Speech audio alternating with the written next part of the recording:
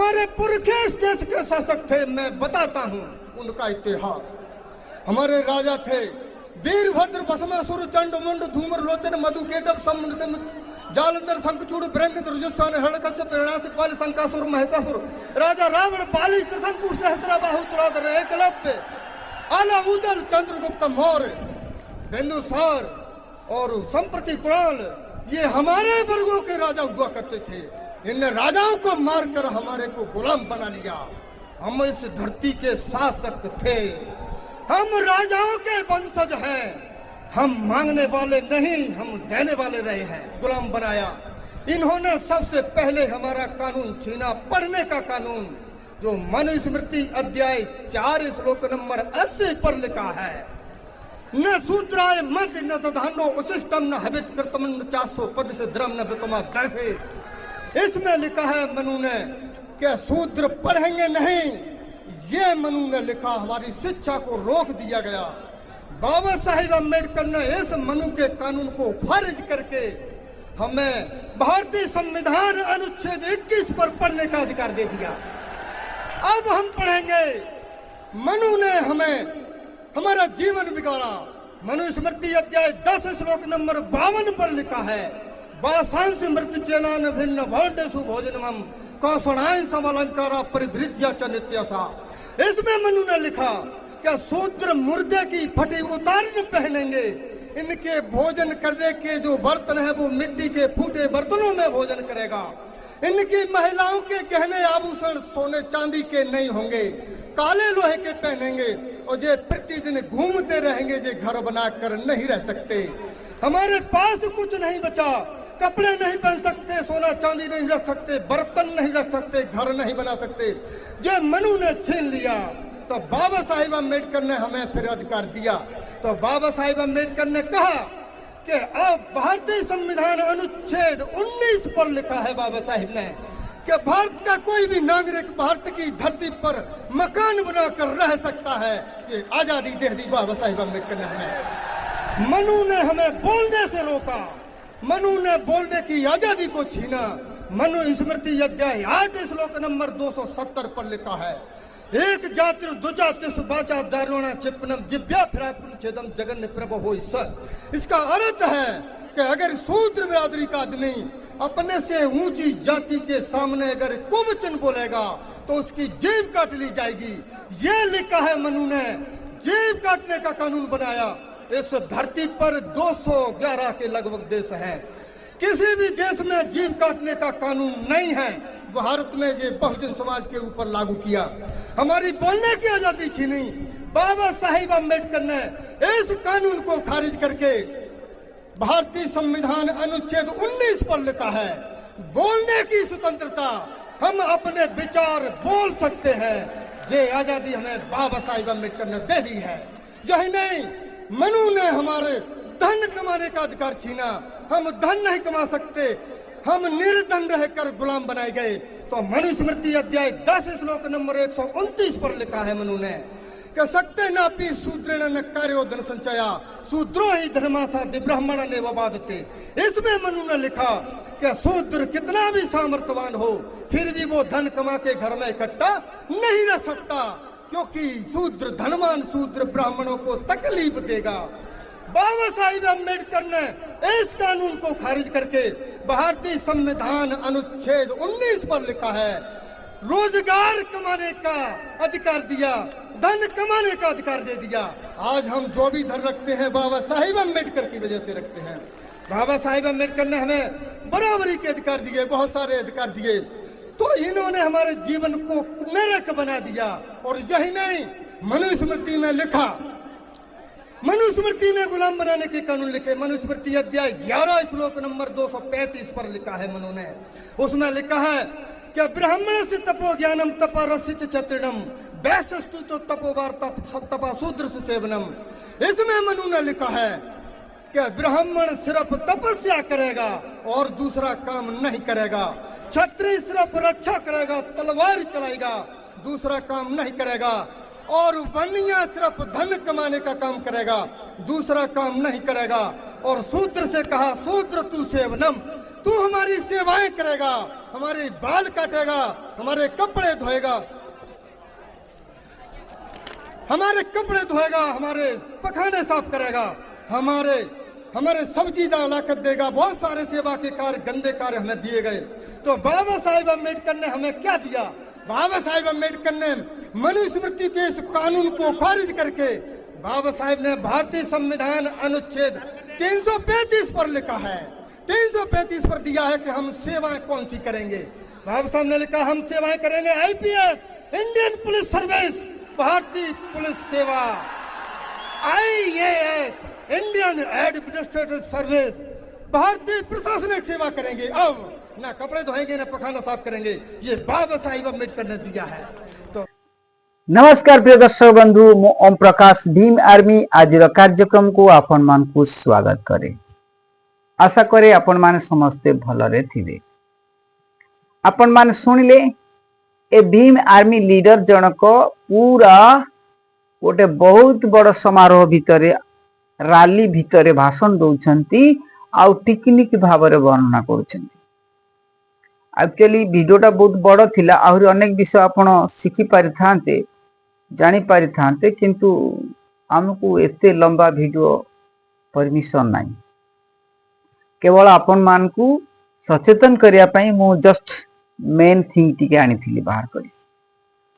तो ये देखुछंती कि ब्राह्मण माने केते चालाकीर सहित कानून बनेई ए देशर Bahujan Samaj जहाकू AC ST OBC कहती एमान को गोलाम करी रखी थिले। आउ दीर्घ 3000 वर्ष काल एमाने आम ऊपर राज करी आछन। वास्तव सत्य कथा हला आमर लोक सचेतन नथिले, तेणु धीरे धीरे सोशल मीडिया आसिला परे, ए स्मार्टफोन आसिला परे बहुजन समाज को सचेतन करिवार सहज उपाय हो गला। तेणु आज आम ए विषय देखि पारुछु, जानी पारुछु, आम समाज उपरे कौन घटुची जानी पारुछु। किंतु आपण माने हुए तो यह फील करि नाहंती कि मोर पूर्वपुरुष मान प्रति की प्रकार दंड विधान सेमान करथिले, की प्रकार सामाजिक व्यवस्था करथिले, की प्रकार रास्ता घाट रे चलिबार व्यवस्था करथिले, आपण माने ताहा जानि नथिले। जदि जानि नाहंती तथापि आज भी आपण यूट्यूब रे सर्च करि परिबे दलित निर्यातना हेथिबा जो विभिन्न समय रे से समय धरे वीडियो आपण देखि परिबे। तेणु किभली भाव रे से माने आईन कानून पारित करी ए समाज को आज पर्यंत गोलाम कर रखिछंती। एबे किंतु प्रयास जारी रखिछंती कि संविधान को हटेई पुनर्बार मनु संहिता लागू करबा। तेणु आपण माने सचेतन हुअन्तु। सबुठारु बड़ दुख विषय कि किछि अंधभक्त अछंती आमरी समाज लोक माने से एससी एसटी ओबीसी मानक भितरु किछि एते अंध अछंती आज भी सेमानकर अनुगमन करुछंती, आज भी सेमानकर प्रशंसा करुछंती। एई जेंती हमर दीटा अछंती, एई जो दीटा को आपण देखु नांती एमानकर फोटो, माने को ग्रह रु भाई आसीछंती मो भी बुझी पारुनी। माने मंगल ग्रह रु आछंती कि बुध ग्रह रु आसीछंती मो किछि बुझी पारुनी। एमानको कानरे कोणा नाही, तेणु आपको शुभु नहीं किछि, ए शब्द ए आवाज शुभु नहीं। एमाने होछंती सेई आड़िया छुआ जो आड़ को से सपोर्ट करूछंती। आमे किंतु आम समाज को सचेतन करी ए जो हिंदू नरक भितर उद्धार करिया पे प्रयास जारी रखुछु, किंतु ये माने पुनर्बार आम लोक मान को ता भितर प्रवेश हेबा निमंते कोशिश करूछंती। तेणु मोर प्रिय माने जने भाई मते क्वेश्चन करथिले आपण हिंदू धर्म को घृणा करंती कि? अरे भाई आमे हिंदू धर्म को काई घृणा करियो? किंतु एकता कहि परिबे कि आपण माने क्रिश्चियन धर्म को घृणा करंती नै बोली? एकता कहि परिबे कि आपण दलित आदिवासी मान को घृणा करंती नै बोली? एकता कहि परिबे कि आपण ओबीसी को भी घृणा करंती नै बोली? तेणु वर्तमान क्षेत्र रे उत्तर प्रदेश रे जड़े यादव लोक प्रति जो अन्याय घटिला आपण माने चिंता करंतु। यादव लोक अरे श्रीकृष्ण होचती जदुवंशी आउ तांकरी वंशर लोक को कृष्ण कथा कहिबा पई विरोध करा जाउछि। एथिरु आपण माने बुझी पारुथिबे जे एई जो माने आजी आमर शासन कल मंग धरिछंती बा जो माने प्रधान स्थान ग्रहण करी बसछंती से ब्राह्मण माने कहंतु कि तांकरी सब बणिया माने कहंतु कर्ण माने भी कहंतु से माने केते हिताकांक्षी जो वंशरे श्रीकृष्ण जन्म होइतिले से वंशर लोक मान को ए माने कृष्ण कथा कहबा पे अधिकार नहीं। जदि कहबो तम मुंड मस्तक मुंडन हबो, तुमको माइकिना को पाद तले प्रणाम करिया पड़िबो, तुम ऊपर परिश्रा हबो। हाँ तो बहुत प्रकार अत्याचार आउ यांको आखि की किछि देखा जाउ नहीं, यांको कान को किछि शुभु नहीं। एडा केते नंबर बेहिया अलज्य मु भी भाई बुझ पारु नहीं। ए प्रकार अलज्य बेहिया संसार रे आउ की अछि मते तो लागुची एतरे सबु अलाज्य बेहिया थोबरा माने मरी गले ए माने कुल धर्म रक्षा करिबा पई अछंती जे भाई जदि समस्ते चली जीवो तो कुल धर्म रे पानी किए देबो ए पाती मांकड़ आउ ये दिन कणा। गोटे कथा अछि अल्प विद्या भयंकर अर्थात लिटली लर्निंग इज डेंजरियस। एमाने सामान्यतम ज्ञान को नहीं बहुत गर्व करुछंती। तेणु मोर प्रिय माने ए प्रकार लोक समाज पई कलंक। हुए तो आम माने अपना स्वाभिमान हेतु स्वधर्म परित्याग करुचु किंतु एमानकर कौन स्वाभिमान नहीं। कुकुर को रोटी देखेले से लांज हले कु कु हब नहेले भोकिब ये एई टाइप रे लोक। तेणु मोर प्रिय माने एमान को किछि सामाजिक उत्थानर विषय वस्तु उपस्थापन करने को जना नहीं। निज समाज को लेवल रे अछि आ निज समाज लोक मान को किभली भाबरे नरकरु उद्धार करवा ए नरकरु बाहर करने निमंते परामर्श दवा ये जाति धर्म संप्रदाय जनित जो नरक जो कि आज उत्तर प्रदेश रे दलित आदिवासी मानक ऊपर भयंकर दंगा हंगामा होची निर्यातना होची। यांको कान को शुभ नहीं, यांको आखि की देखा जाऊ नहीं। एमान कौन जड़मुख ओडिशा रे जहाँ घटिला एमान कौन जड़मुख, बालेश्वर नीलगिरी अंचल जहाँ घटिला एमान कौन जड़मुख। एड़ा होची जातिद्रोही संप्रदाय द्रोही यांको कौन कह जाई पारि।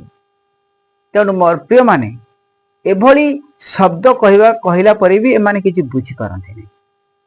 आ एमाने सोशल मीडिया रे हमकु ट्रोल करूछंती कमेंट करूछंती 12 प्रकार कथा कहि। आपण सुनिले कि भाई कौन कहले जदि कोनोसी शूद्र शूद्र कहले केते प्रकार एससी एसटी ओबीसी शूद्र अति शूद्र शूद्र होची ओबीसी अति शूद्र होचंती आदिवासी एससी वा दलित आदिवासी। तो तेणु मोर प्रिय माने अर्थात ए जो शूद्र और अति शूद्र यार अर्थ होची गोलाम रो गोलाम अर्थात डबल गोलाम। तेणु आमे डबल गोलाम ही रहिबा पई चाहुनु। किछि लोक माने प्रतिवाद करूछन जे हिंदू शब्दर अर्थ गोलाम नुहे। आमे 1000 बार कहबू कि हिंदू शब्दर अर्थ होची गोलाम। आमको गोलामी व्यवस्था भितरे रखा जाउछि जानी सुनी। आपण माने परवर्ती मुहूर्त रे मु गोटे वीडियो बनैथिल देखिथिबे जणे यूरोपियन पायलट को किभଳି व्यवहार करा जाउछि आउ पुलिस जण पुलिस ऑफिसर भी की प्रकार मंतव्य देले आपण माने सुनिथिबे। आउ ए महाशय को ताहा देखा जाउनी। आजिर समय रे आवर लोक माने घोड़ार सवारी करि पाउना। तेणु मोर प्रिय माने केते बलिदान रे केते केते लोक एथिपाई बलिदान देला परे आजी आमे छता जोता धरी राजरास्ता उपरे सूट बूट होई पेंट शर्ट पिंधी शिक्षार अधिकार पाई सम्मान सहित बंचिबार अधिकार पाइचु। ए पागल माने बुझी पारिबेनी। एमाने भाबुछंती जेमती कहला भली ना ना ना ना नहीं, पृथ्वी घुरु नहीं, पृथ्वी चारिपटे सूर्य घुरुची। एमाने एई कथा ही कहउछंती। तेणु मोर प्रिय माने ये काहाकू कौन उपदेश दौछंती न दौछंती से कथा आपण माने जानिथिबे, किंतु ये मानकर जो कार्यकलाप यह सांप्रदायिक विरोधी अटे। तेणु ये अंधभक्त माने बुझी पारिबेनी, अंध भावरे एमाने निजर कार्यक्रम चलैछंती। जाऊ आउ किछि अंध मध्य आपण माने तांकर वीडियो देखुछंती, तांकर भी प्रशंसा करूछंती, तांकर भी गुणगान करूछंती। आपण माने गोटे रियल कहानी जानिछंती। जेतेबेला राजा शासन चालुथिला, राजा माने थिले सर्वोच्च अधिकारी, ता ऊपर थिला ब्राह्मण माने, ता तले थिले मंत्री परिषद।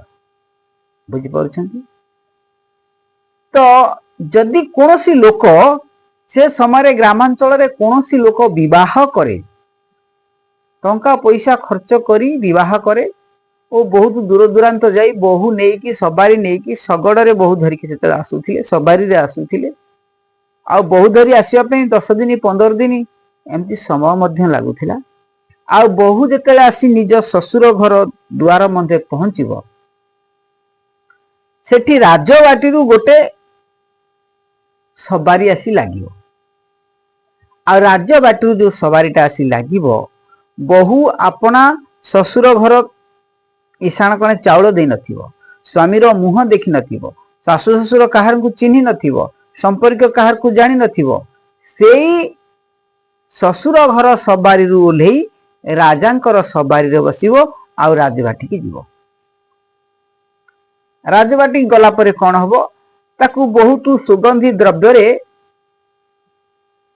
गाधाई दिया जीवो, लगेई दिया जीवो, परिष्कार कर दिया जीवो, आउ ताकू गोटे घर भीतर को छाड़ी दिया जीवो। आ से घर भीतर को से छाड़ी दिया जीवो। सेठी से सजे है कि पूरा सौंदर्य रूप गुण है कि रूप रे पूरा सौंदर्य रूप रे सजे दिया जाइथिबो एवं ताकू से घर को छाड़ी दिया जीवो। सर्वप्रथमे आसीबे कुल गुरु, राजांकर कुल गुरु। आउ से घर भीतर को जीवे, जहा हबार कथा अपन माने जानिथिबे। ता परवर्ती मुहूर्त रे आसीबे राजा, ता परवर्ती आसीबे तार अनुचर मंत्री। अपन माने चिंता करंतु, स्वामी मुह देखि नथिबो, किंतु ता उपरे राज करिवे कुलगुरु, ब्राह्मण, राजा, मंत्री। तीन जनकर दर्शिता हैला परे ताकू पुणी नेकी ता ससुर घर छाड़ी दिया। आ से ता ससुर घर को गला परे ता स्वामी हेउची ता जीवनर चतुर्थ पुरुष। सेथि पई मधुसज्जा को चतुर्थी कहा जाए। ए महात्मा ए सब जानी छंती। ए जो अंध आ छोटा एमाने जानी छंती विषय, ये बहुत सीक्रेट कथा। आउ आज भी लोक माने जानती, आपण ग्रामांचल रे पचारि बुझी पारिबे। एई भली कार्यकलाप जो संतान माने जन्म ग्रहण करिसेंती, सेई माने ए ब्राह्मण व्यवस्था को सपोर्ट करूछंती, ए हिंदू व्यवस्था को सपोर्ट करूछंती, ए धर्म को सपोर्ट करूछंती, कारण से माने सेई आड़िका छुआ। आशा करे आपण माने बुझी पारुथिबे। रहुची, नमस्कार।